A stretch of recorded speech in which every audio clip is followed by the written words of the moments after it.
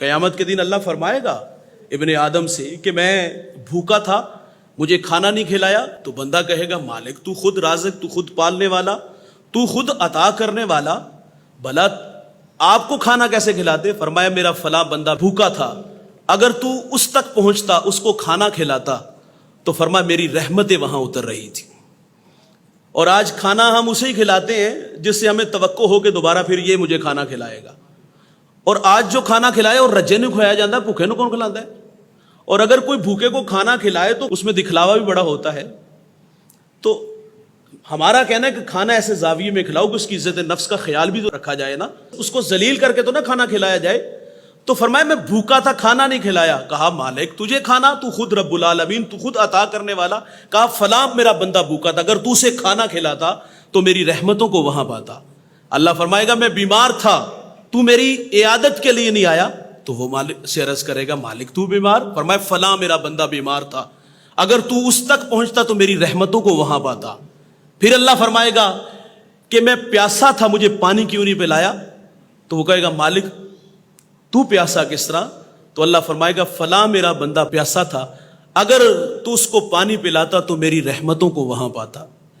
اور بھائی اللہ کا قرب پانا ہے، اللہ کی رضا حاصل کرنی ہے، تو پھر بھوکوں کو کھانا کھلایا کرو، پیاسوں کو پانی پلایا کرو، برہنہ کو لباس دیا کرو، بیماروں کی عیادت کیا کرو۔ آج تو امیر کی عیادت کرتا ہے، غریب تک تو پہنچتے نہیں۔ غم کی شدت بڑھتی ہے بھائی جب کوئی غم گسار نہیں ہوتا، غم بانٹنے والے ہوں تو غم غلط ہوتا ہے۔ ایک دوسرے کے حال سے واقف رہا کرو یار، ایک دوسرے کی دل جوئی کیا کرو۔ میرے نبی کا عمل تھا، 3 دن اگر کوئی مسجد نبوی میں نہیں نہ آتا تھا تو حضور اس کے گھر تک تشریف لے جاتے تھے۔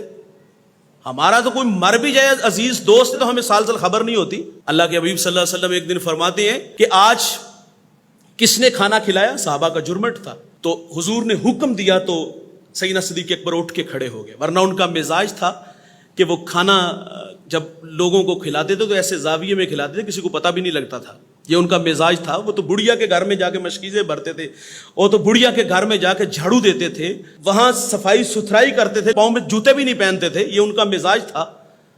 اور ایک بوڑھا نابینا صحابی، آپ اس کے گھر میں جا کے اس کی خدمت کیا کرتے تھے۔ جب سیدنا صدیق اکبر دنیا سے چلے گئے تو حضرت عمر فاروق اس کے گھر تک پہنچے تو فرماتے ہیں اس کی خدمت میرے کندھوں پہ۔ آپ نے روٹی پیش کی تو کہا لگتا ہے وہ پہلے والا آدمی نہیں۔ کہا تم کون ہو؟ کہا تمہیں اس سے کیا، کوئی بھی ہو؟ کہا یار تو وہ نہیں لگتا جو پہلے خدمت کرتا تھا۔ کہا اس کی عادت کیا تھی؟ وہ کہتا ہے وہ مجھے روٹی چبا کے دیتا تھا۔ کہا آج مجھے چبا کے نہیں دی گئی تو لگتا ہے کہ بندہ بدل گیا ہے۔ تو حضرت عمر فاروق کی آنکھوں میں آنسو، وہ تو چھپ کے خدمت کرنے والے تھے، وہ تو کسی دوسرے بندے کو پتہ بھی نہیں لگنے دیتے، لیکن حضور نے فرمایا کہ آج کس نے کھانا کھلایا؟ تو حضور کا حکم جانتے ہوئے سیدنا صدیق اکبر رضی اللہ تعالیٰ عنہ نے عرض کی حضور یہ سعادت اللہ نے مجھے عطا فرمائی ہے کہ میں نے بھوکے کو کھانا کھلایا۔ حضور نے پھر سوال کیا کہ آج کس نے جنازہ پڑھا؟ تو سیدنا صدیق اکبر رضی اللہ تعالیٰ عنہ نے عرض کیا کہ حضور میں نے جنازہ پڑھا۔ امیروں اور غریبوں کے جنازے آپ دیکھتے ہو سائز کتنے بڑے اور چھوٹے ہوتے ہیں، کیونکہ ہم مفاد پرست لوگ ہیں، ہمارے تعلق مفاد کے ہیں۔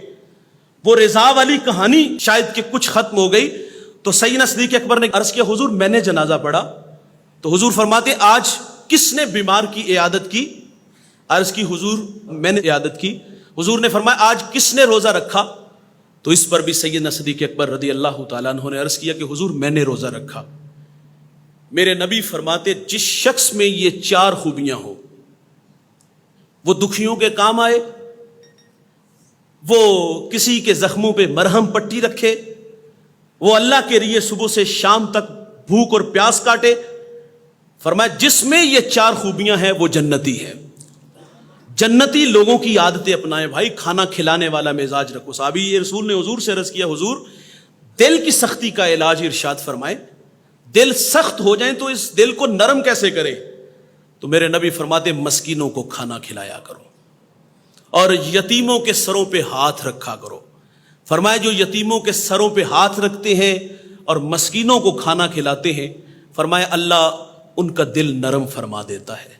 دل کی نرمی چاہیے تو مسکینوں میں بیٹھا بھی کرو۔ ہم تو سٹیٹس کو باہر رکھتے ہیں نا، کبھی کبھی ان لوگوں کے ساتھ بھی وقت گزار کے دیکھا کرو، کبھی کبھی ان ماڑے لوگوں کے ساتھ بیٹھ کے چائے پیا کرو یار، کبھی کبھی ان کے ساتھ گپ شپ لگایا کرو۔ ان سے کبھی کبھی مشورہ بھی مانگا کرو، ان کی دل جوئی کیا کرو، یہ بڑے لوگوں کی نشانی ہے۔ تو فرمایا اگر دل کو نرم کرنا ہے، سخت ہو گیا ہے، تو فرمایا مسکینوں کو کھانا کھلایا کرو اور یتیموں کے سر پر ہاتھ رکھا کرو۔ فرمایا اللہ دل کی سختی بہتر فرما دے گا، دل نرم فرما دے گا۔